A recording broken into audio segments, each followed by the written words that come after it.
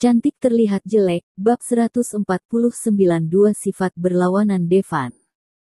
Besok harinya, Clover bangun pada saat Devan masih belum bangun. Clover mencari ponselnya dan melihat sudah jam 9.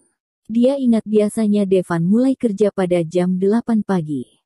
Apakah kamu tidak perlu kerja? Clover mendorong dia dengan lembut. Devan yang memejamkan matanya sebenarnya sudah bangun dari tadi. Hanya saja dia tidak tega meninggalkan pelukan Clover. Dia mengulurkan lengan panjangannya dan memeluk Clover. Sejak hari kamu meninggalkan aku tidak pernah tidur dengan nyenyak. Kamu punya racun. Clover menggeserkan lengannya dan tersenyum, sembarangan bicara. Bukannya kamu memang tidak pernah tidur nyenyak juga sebelumnya? Itu bukan salahku. Nada suaranya berisi sakit hati. Clover awalnya sudah mau bangun. Akhirnya dia memeluk Devan lagi dan berkata dengan suara kecil, lain kali aku pasti berusaha menemani kamu tidur. Mereka berbaring bersama lagi.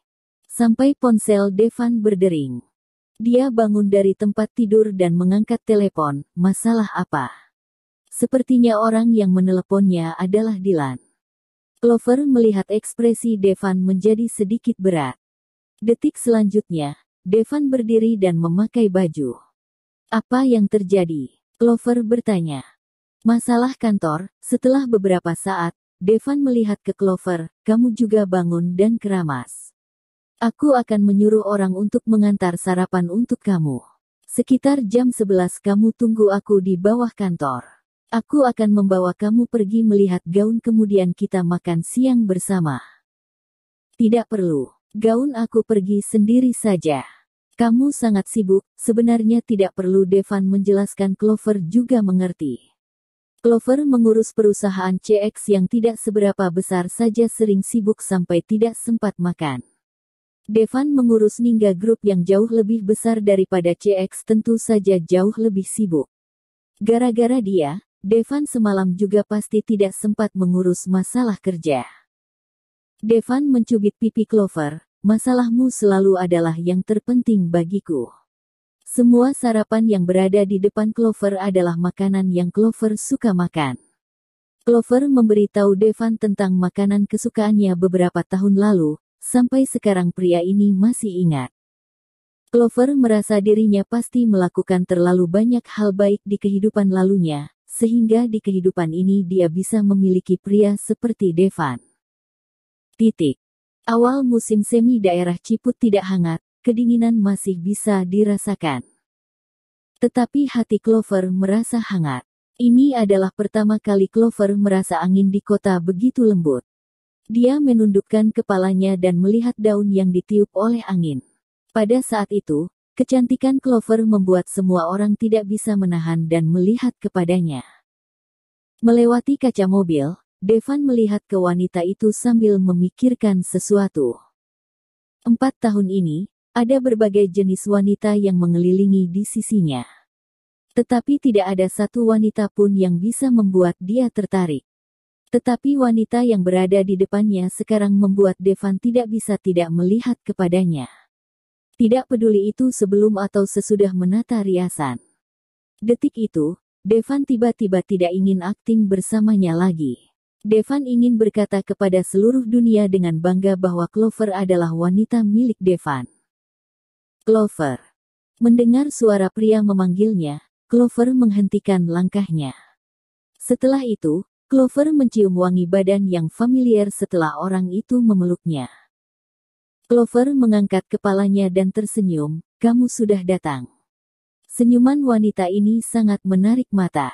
Devan tidak bisa menahan dan mencium dahinya. Clover merasa kehangatan di wajahnya dan mendorong Devan, kita sedang di jalan. Pria ini benar-benar tidak peduli dengan suasana dan kondisi. Devan melingkari pinggang Clover dengan senyuman yang penuh dengan kasih sayang. Ayo naik mobil. Clover baru sadar ternyata mobil Devan berada di jarak yang dekat dengannya. Kamu suka makan apa? Nanti siang aku temani kamu makan, Setelah berada di dalam mobil, Clover bertanya. Devan menyalakan mobil tetapi tidak menggerakkannya. Dia hanya terus melihat Clover sambil menggigit bibirnya. Aku tanya kamu suka makan apa? Clover bertanya sekali lagi dengan wajahnya yang memerah. Devan mengangkat alisnya. Suka makan kamu. Aku tanya kamu suka makan lauk apa? Kamu. Clover benar-benar tidak tahu harus bagaimana menghadapi Devan yang seperti ini. Aku membawa kamu pergi ukur gaun dulu. Setelah itu kita baru makan siang. Alis Clover mengerut. Devan, apakah kamu tidak terlalu capek? Clover merasa terharu dengan perhatian Devan. Tetapi Devan sangat sibuk, Clover merasa sedikit tidak tega. Kalau merasa terharu, malam ini biarkan aku makan makanan kesukaanku sudah cukup. Traktir kamu makan. Devan tersenyum dan tidak berkata apa-apa. Devan membawa Clover ke sebuah toko pakaian pribadi. Orang-orang di sana jelas mengenal Devan. Melihat Devan berpegangan tangan dengan Clover, mereka merasa sangat kaget. Orang-orang populer di daerah Ciput hanya itu-itu saja. Mereka semua tahu bahwa Devan sudah menikah dengan Gabriel. Tentu saja, beberapa pendapat mereka hanya terpikir di dalam hati. Tidak berani mengatakannya. Tuan Devan, apakah Anda perlu sesuatu? Seseorang yang terlihat seperti pemilik toko menyapa Devan. Ukur ukuran tubuhnya dan pilih satu gaun untuknya. Boleh. Tuan Devan, apakah ada permintaan?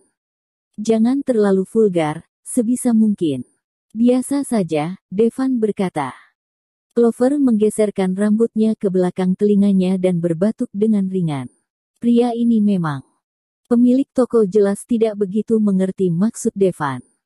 Salam kenal. Tolong berikan saya gaun yang agak biasa untuk dipakai di publik, Clover menjelaskan.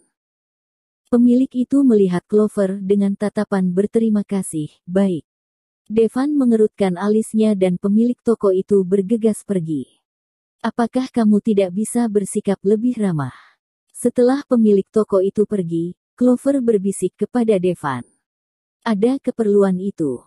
Tentu saja. Apakah kamu tidak melihat semua orang takut kepada kamu? Clover berkata dengan jujur. Selain teman dekatnya, semua orang yang melihat Devan tidak berani bersikap santai. Devan berdiri dan melingkari pinggang Clover. Kemudian berjalan ke area istirahat. Iyakah? Berarti kamu bukan orang. Mengerti maksudnya, Clover mencubit pinggang Devan. Tetapi pria itu malah memegang tangan Clover dengan wajah tidak berekspresi. Setelah mengukur ukuran tubuhnya, Clover sembarang memilih sebuah gaun. Setelah selesai mengganti ukuran gaun ini, antar ke alamat yang aku kirim ke kamu nanti.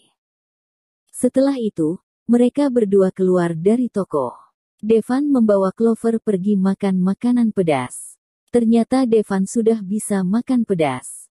Setelah waktu yang lama, Clover baru tahu dalam 4 tahun ini, Devan sering pergi makan makanan pedas sendiri. Hanya demi merasakan makanan yang Clover suka. Melewati jendela, Clover melihat jalan yang mereka tuju agak asing. Sepertinya ini bukan jalan pergi ke hotel.